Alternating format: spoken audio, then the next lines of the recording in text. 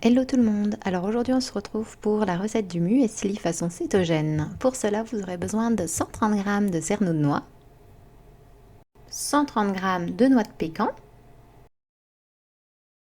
130 g d'amandes.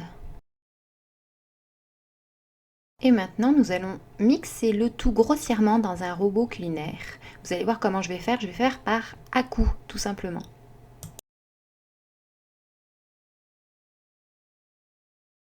Alors le but ici, c'est pas de faire de la poudre de noix, au contraire, c'est d'avoir plusieurs tailles différentes de morceaux de noix. Voilà, ça sera beaucoup plus agréable en bouche.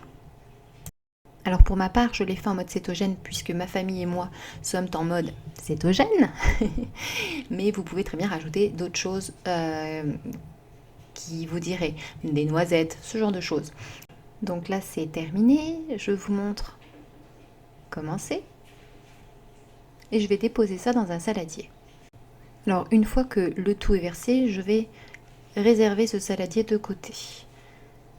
Regardez, je vais vous montrer les différentes tailles. Voilà. Ensuite, nous allons ajouter 35 g de graines de citrouille, puis 30 g de graines de tournesol.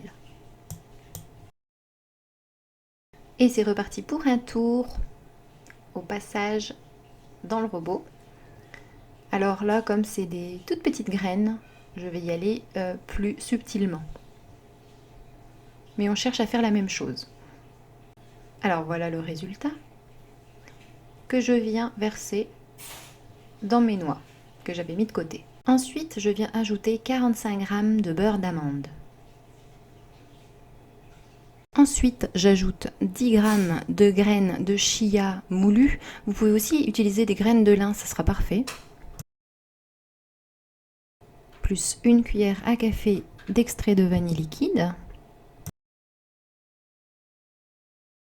Pour ajouter enfin 15 centilitres d'eau froide. Voilà, moi j'aime mettre beaucoup d'eau parce que vous aurez un muesli tendre et croustillant à la fois. C'est fantastique, vous verrez. Mais si vous voulez quelque chose de plus sec, vous n'avez qu'à ajouter seulement 3 centilitres d'eau, ça fera très bien l'affaire.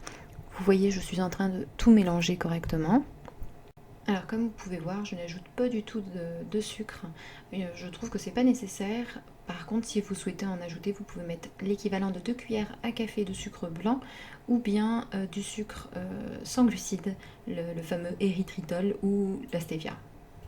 Alors maintenant, je vais venir étaler tout ce mélange sur une plaque à pâtisserie et je vais venir aussi appuyer dessus, faire pression pour que le tout adhère. Alors j'aurai au préalable préchauffé mon four à 150 degrés pendant 10 minutes et ensuite je vais venir déposer ma plaque dans le four pendant 25 minutes, toujours à 150 degrés.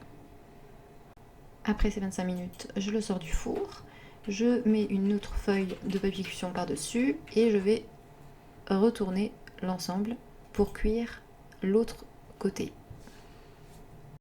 Et ensuite, une fois que c'est retourné, je viens décoller délicatement le papier cuisson.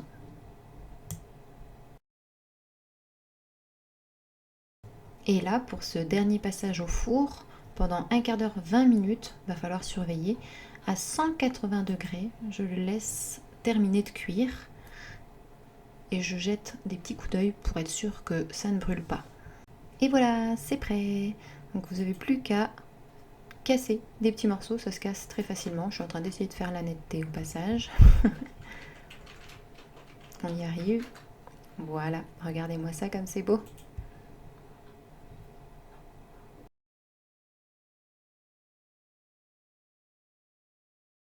Je vais donc venir casser toute la plaque de muesli et je vais mettre ça dans un bocal en verre pour la conservation. Et c'est prêt!